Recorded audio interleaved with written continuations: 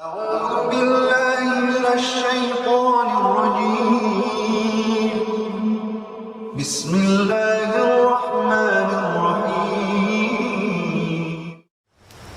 رب اشرح لي صدري ويسر لي أمري واحلل عقدة من لساني يفقهوا قولي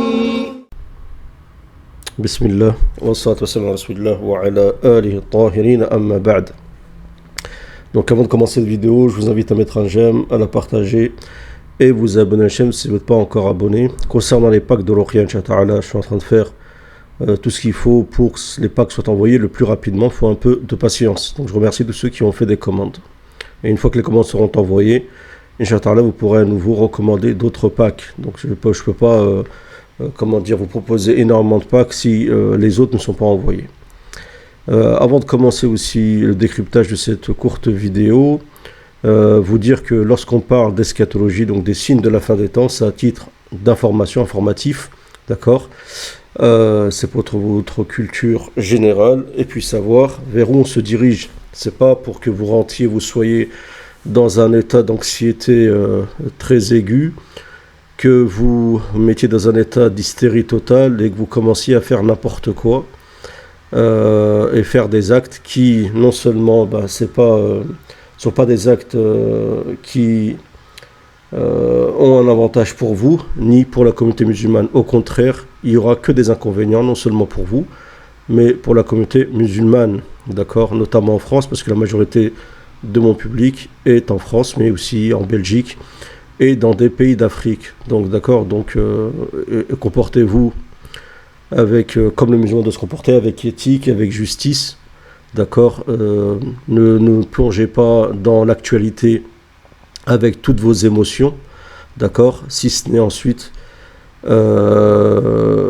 en essayant d'aider vos prochains avec des invocations et puis avec des aides humanitaires quand ceci est possible et dans le cadre de la légalité. Donc je ne vais pas le répéter à chaque fois, d'accord, mais je vous mets en garde, voilà, parce que je ne sais pas qui c'est qui écoute mes vidéos, je ne sais pas comment mes vidéos elles sont comprises, mais je pense que cet avertissement est très important. Ensuite, concernant Mohammed Ben Salman, d'accord, donc il y a vraiment beaucoup de choses ambiguës le concernant, et concernant aussi son projet de Neom. D'accord, alors vous allez voir comment certains comprennent ou comment certains pourraient considérer son projet de Neom, que certains appellent même le projet de Naoum. D'accord, voilà, donc on va écouter la vidéo. Bismillah. سلمان مذكور بالتوراة عند اليهود شوفوا إذ يقول إن بن سلمان هو الملك الثامن وهو البشارة الموجودة في سفر الرؤيا. Donc il y en a qui disent que Mohammed Salman est le 8e roi et celui qui a été annoncé dans le livre de l'Apocalypse. إذ تقول بشارتهم أن هناك ملكا يكون تسلسله الثامن في سلالة مملكته سيأتي ويبني بابل من جديد. Donc ils disent qu'il y a un roi qui va venir et c'est le 8e d'une lignée, d'une dynastie de rois, et il y a 7 rois qui le succèdent, d'accord, et ce 8e roi va construire la nouvelle Babylone, la nouvelle tour en quelque sorte de Babel, que Dieu, bien sûr, elle a été faite, mais elle a été aussitôt détruite par Dieu, car c'était un signe de rébellion envers Allah Azza wa Jal. ويقصدون بها نيوم لكن الرب يهلك ويدمر مدينته كما. Donc Dieu dit que ce royaume qui sera considéré comme la nouvelle Babylone sera aussitôt détruite par Dieu, comme il l'a fait auparavant avec Babylone dans l'ancien Irak. فعل ذلك بالأمس. Donc ça, c'est certains, beaucoup y croient, d'accord, ceux qui essaient de faire l'exégèse de l'Apocalypse, d'accord. Ils citent même, vous avez mis la liste de tous les rois d'Arabie Saoudite depuis la 3e vague de Saoud, la 3e phase des Saouds. Et donc après les 7, vous avez soi-disant Mohammed Ben Salman, d'accord. Encore si il n'y a pas de divergence, c'est qu'il peut être réellement roi. Comme on sait, c'est fort possible qu'il y ait une divergence entre des califes, comme le prophète le dit, dans la péninsule arabique, et suite à cela, les événements vont commencer liés au Mahdi. En continuant donc dans cette lignée, certains considèrent que donc, ce projet de Néom, d'accord, qui n'est pas encore finalisé, certains disent qu'il sera peut-être finalisé en 2030, on verra, j'en doute, est en fait la continuation tout simplement d'un projet qui émane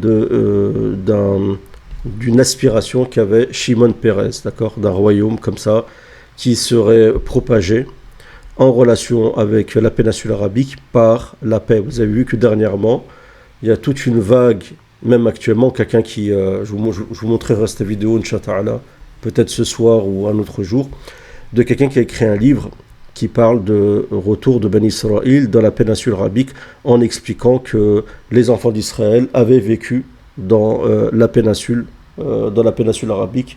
Vous vous rappelez aussi de toutes les vidéos qu'il y a eu liées à la montagne Jebel al-Luz, d'accord, en disant que c'était la montagne où Dieu avait parlé à Moussa alayhi salam. We're here in Neom. This is where it's happening. This is the future of the world, people. Donc il dit nous sommes à Neom, c'est là où ça se passe, d'accord, le futur. Wake up. This is where it's happening. Donc réveillez-vous, c'est là où ça se passe. بزيه الكنسي الحاخام وأحد أفراد جيش الدفاع الإسرائيلي. Donc lui c'est un rabbin Herzog, mais aussi un ancien militaire israélien, d'accord. Lui il est d'obédience Abad, ils sont proches des Lubavitch, et c'est des sortes d'ésotéristes comme ça, kabbalistes, d'accord. Et ceux-là, ils sont en réalité très proches de l'axe des juifs qui sont dans l'axe russo-chiite. Ça, il faut le retenir. Et il est souvent dans la péninsule arabique, c'est l'un des premiers à avoir fait des rites comme ça, des rites officiels juifs, judaïques en terre de la péninsule arabique, en terre du Hijaz. السابقين يعقوب هرتسوغ يرسل من نيوم رسائل إلى العالم ويثبت وجوده مع جالية يهودية في المملكة تقدر بأكثر من 1000 شخص. Donc lui, il a soufflé dans le chauffard, là, comme vous le voyez, dans un Néom, d'accord, et il dit qu'il est déjà en contact avec plus de 2000 personnes qui juifs vivant dans la péninsule arabique, sachant qu'il y en a largement plus.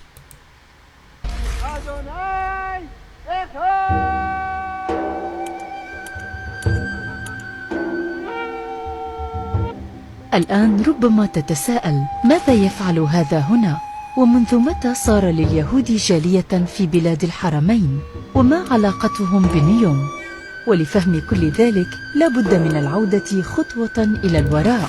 Donc elle dit lui qu'est-ce qu'il fait là et quel est le lien avec Néom. Moi je pense personnellement, même malgré les vidéos qu'on va voir par la suite, que c'est lié à ce projet, d'accord, du Dajjal, qui est en fait une émanation sohio-shi'ia, d'accord, donc sioniste et chiite, d'accord. Il y en a plein qui, bien sûr, qui sont pas d'accord, qui critiquent, et ça c'est votre droit, il n'y a pas de problème. Il y en a même qui vont pas un peu plus loin, mais ça faudra assumer devant Allah Azza wa Jal. Et de toute façon, en tout cas, pour l'instant, on voit la traîtrise encore une fois chiite, comme ça a été fait dans l'histoire.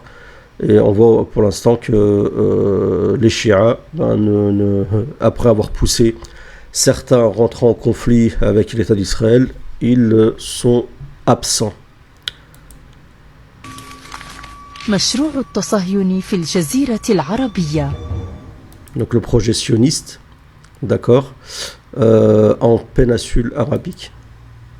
في مذكراته التي حملت عنوان الشرق الأوسط الجديد. Donc là, il y a Shimon Peres qui a un livre qui parle du nouveau Moyen-Orient. كشف الرئيس السابق لإسرائيل شمعون بيرز عن رؤاه والتي تضمن السلام لإسرائيل وتحقق لها التفوق الاقتصادي في المنطقة. وكان مما أشار إليه لتحقيق ذلك أن يكون لإسرائيل اتصال بالشرق عبر البحر الأحمر والمملكة. Donc il dit que Israël peut s'étendre et faire une paix, mais c'est par l'économie, elle devient une grande puissance économique de la région, et ceci peut se faire qu'à travers la mer Rouge et à travers aussi la péninsule arabique, sachant que le projet Neom se trouve vers la mer Rouge. إذ قال لا مجال للتطبيع السياسي مع العرب وأفضل تطبيع يمكن أن يجري يكون عبر التطبيع الاقتصادي. هذه الرؤية يشترك في الدعوة إليها نتنياهو وتركي الفيصل، فالأول دعا إلى طرح. Donc là il dit que la meilleure paix qui peut être faite c'est pas une paix économique, mais pas une paix, excusez-moi, politique, une paix économique. Sont d'accord pour ceci Netanyahou et Turki el-Faisal qui organise, si je ne me trompe pas, je crois que c'est lui.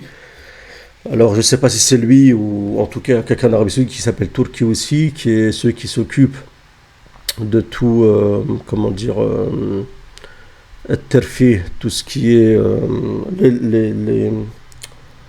Ya Allah. Donc il y a un ministère du terfi, donc en Arabie Saoudite, donc celui du divertissement. C'est pour ça qu'on voit tout ce qui se passe à Riyad avec ces combats de boxe, ces concerts qui sont organisés, ainsi de suite. Et ça, c'est lié en réalité à ce projet qu'on appelle aussi la vision 2030 de MBS de Mohammed Ben Salman. فالأول دعا إلى طرح أفكار التعاون الاقتصادي كبديل عن اتفاقية أوسلو الميتة. أما الثاني فيردد قائلا بعقول العرب وأموال اليهود يمكن تحقيق كل شيء. Donc voilà, donc ils ont une sorte de phrase qui disent avec l'esprit des Arabes et l'argent des Juifs, on peut faire beaucoup de choses. Et ça fait partie aussi, ça rentre dans le projet de ce pacte d'Abraham qui devait être scellé entre l'Arabie Saoudite et Israël. Donc ça, c'est que la première partie. Et Inch'Allah, on va faire sûrement ce soir, si cette vidéo vous intéresse et vous plaît, la suite. Donc vous voyez qu'on vit en permanence dans des sortes de projets, de complots, ainsi de suite, d'accord, pas toujours. On ne peut pas appeler ça des complots, mais c'est des projets, d'accord. Alors je ne sais pas si ça va se concrétiser ou pas, j'en doute, mais je pense que Mohammed Ben Salman va pousser l'Arabie Saoudite au déclin, d'accord. Et il y a un verset du Coran qui est très intéressant par rapport à ça, où Dieu dit lorsqu'il désire